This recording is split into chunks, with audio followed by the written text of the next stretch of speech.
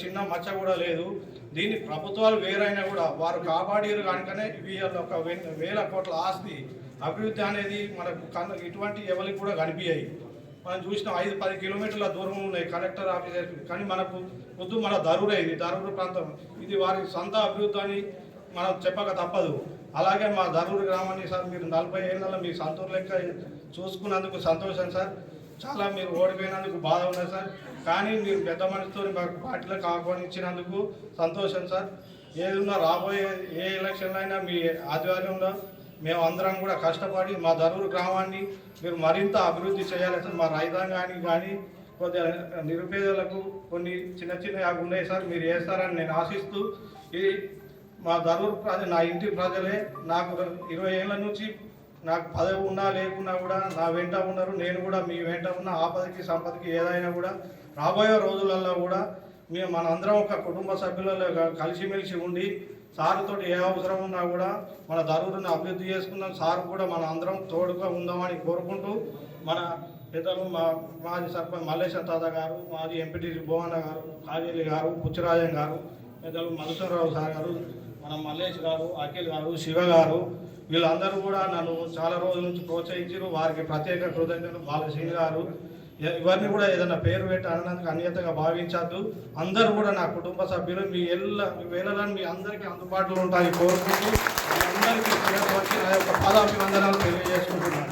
Thank you. కూడా మా కూలి ఎక్కడ దొరుకుతుంది, ఏ విధంగా మా జీవనం కొనసాగుతుంది, ఏ విధంగా మా పిల్లలు చదువులు చెప్పిద్దాం, ఏ విధంగా పైకి పోగలుగుతాం ఆలోచన ఉంటారు తప్ప ఇతరత్ర ఏ విధమైనటువంటి యొక్క వేరే ఆలోచన వరకు ఉండదు. చెప్పండి. అదే ధరూరు కూడా చెప్పంటూ నేను శీల మల్లేశన్న సర్పంచ్ చిన్నప్పటికి చెప్పంటూ నేను, ఎందుకంటే తాత మనోడితో పోటీ పడాలి. అప్పుడు తాత మనోడు పోటీ పడితే ఎక్కడ పెద్ద మనిషి కాబట్టి మల్లేశన్న సర్పంచ్ అది ఇద్దరు ఒకటే ఇల్లు, ఒకటే ఇల్లు. వేరే వాళ్ళు ఎందుకు రాని వాళ్ళిద్దరు పోటీ పడాలి. నాకు ఈ కుటుంబంతో నాకు ఇబ్బంది కాదు, అనుబంధం చెప్పంటున్నా. నేను ఏ మల్యాల పంచాయతీ సమితి చెప్పాను, ఈ శీలములతో ఎదుగుతూ నాకు అప్పటికెళ్ళి కుటుంబంతో అనుబంధం ఉందని చెప్పండి. రైతు కుటుంబాలు కాబట్టి చెప్పండి. ఈ గ్రామం ఏదైతుందో జగిత్యాల నియోజకవర్గంలో మొట్టమొదటి గ్రామమే. ఊరు సొరుదలలో ఏదైతుందో ఉన్న గ్రామాన్ని చూస్తారు, ఆ ఊరును చూసి ఏదైతుందో ఈ నియోజకవర్గం పర్లేదు బేస్ ఉందని చెప్పారు. కాబట్టి ధరుణ్ ఏదైతుందో అభివృద్ధిలో అగ్రగామిగా నిలిపాలని ఒక భావన తలంపుతో ఏదైతుందో నేను ధరువును కావాల్సిన సౌకర్యాలు కల్పించడంలో ప్రాధాన్యత ఇవ్వడం జరిగిందని చెప్పండి. ఈ గ్రామానికి కల్పించిన రోడ్డు సౌకర్యం వాస్తవంగా ఇవి అనుకుంటా అలాగే అయ్యే పనులు అలాగే చెప్పంటున్నాను. నేను అదృష్టం కొద్ది ఆర్ఎండ్బి మంత్రి అయినా, మంత్రి కావడం వేరు, ఆ మంత్రిగా బాధ్యత నిర్వహణలో ఏదైతుందో నా ప్రాంతం నేను ఏం చేయగలుగుతా. బహుశా నేను అనుకున్నప్పుడు ఈ గ్రామస్తులు ఎవరు కూడా నర్సింగాపురం కానీ ధరుడే కానీ ఈవెన్ అంతర్గామ కానీ ఈ కెనాల్ మీద బైపాస్ రోడ్ ఎత్తుగా చెప్పిన ఎవరు అనుకోలేదని ఎవరు అడగలేదు. అనుకున్నారా మీరు ఎవరన్నా? భవిష్యత్తులో జగిత్యాలపై వాహన రద్దీ తగ్గాలి. నా ప్రధాన ప్రేమ ఆలోచన చేసిన జగిత్యాలపై పట్టణంపై వాహన రద్దీ తగ్గాలి. పట్టణంపై వాహన రద్దీ తగ్గాలి ఏం చేయాలంటే బైపాస్ అయ్యాలి. ఇలా బైపాస్ కొత్త రోడ్డు వేయాలంటే సమస్య భూసేకరణ. మనం గమనిస్తున్నప్పుడు కరీంనగర్ రహదారి ఏర్పాటు చేయడం అని చెప్పారంటే భూములు కోల్పోయే వాళ్ళకి ఏదైతుందో వాళ్ళు ఎంత ఇబ్బంది పడుతుందో మనకు తెలియదు కాదు.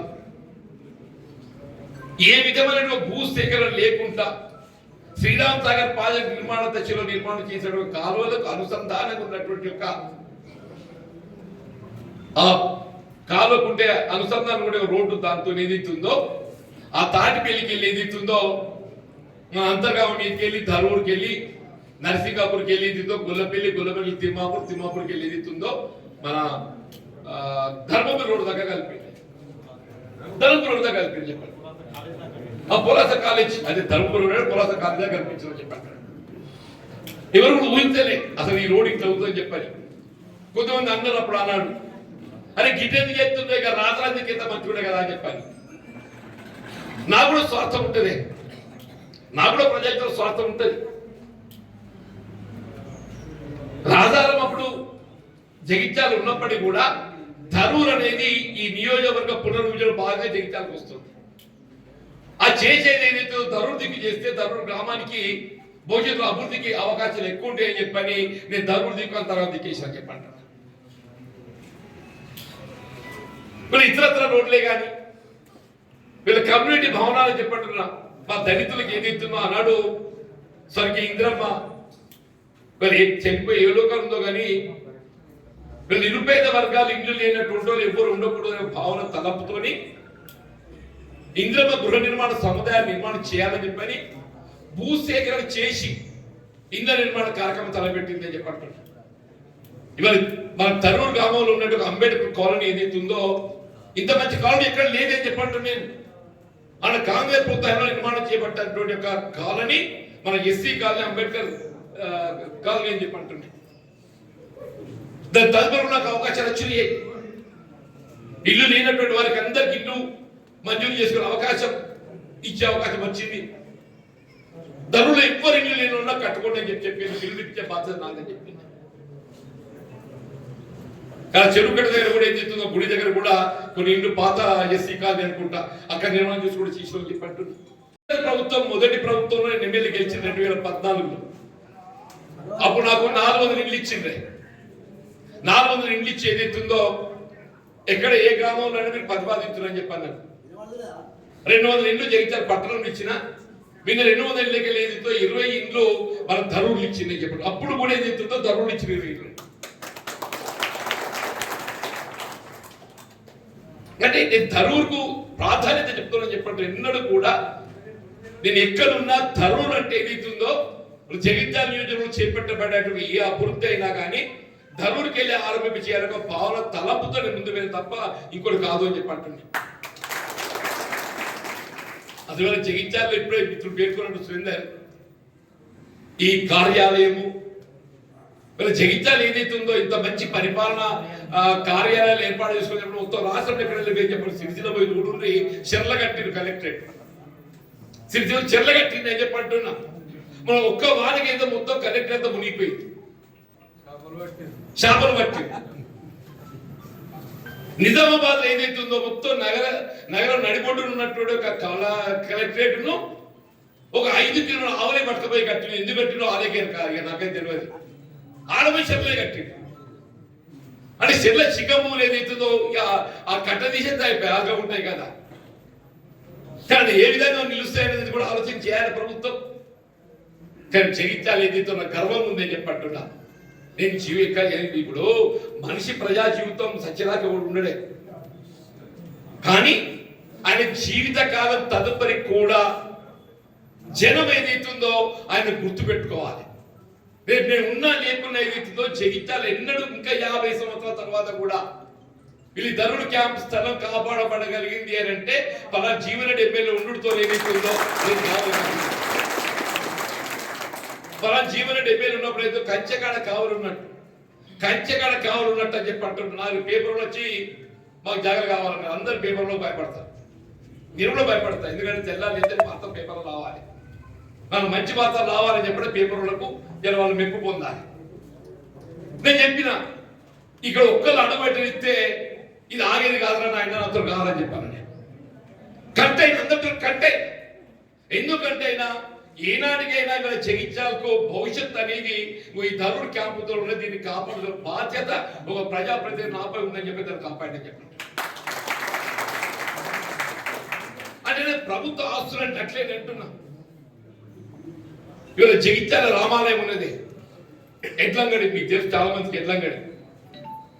అది ఎంగడ రామాలయంలో చిన్నప్పుడు ఏదైతుందో నేను బడి పిల్లలు పోతున్నప్పుడు చెరువు కట్ట ఉండి అక్కడ ఆడుకుంటున్నామని చెప్పంటారు. దాన్ని కూడా ఆక్రమించాలని చెప్పి కొంతమంది భూ కబ్జాదారులు ప్రయత్నం చేశారు చెప్పండి.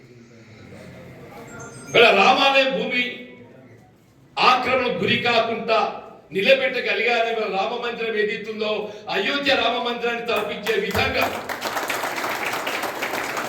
రాముడు జన్మించినటువంటి యొక్క అయోధ్య రామ మందిరాన్ని తలపించే విధంగా జగిత్యాల ఎడ్లంగట్లో రామ మందిరాన్ని నిర్మాణం చేసుకునేటటువంటి ఆ స్థలాన్ని కాపాడగలిగానని చెప్పంటే నాకు నిజంగా శ్రీరామచంద్ర ప్రభువుకు నేను ఇంత సేవ చేసుకున్న తృప్తి నాకు ఉందని చెప్పండి.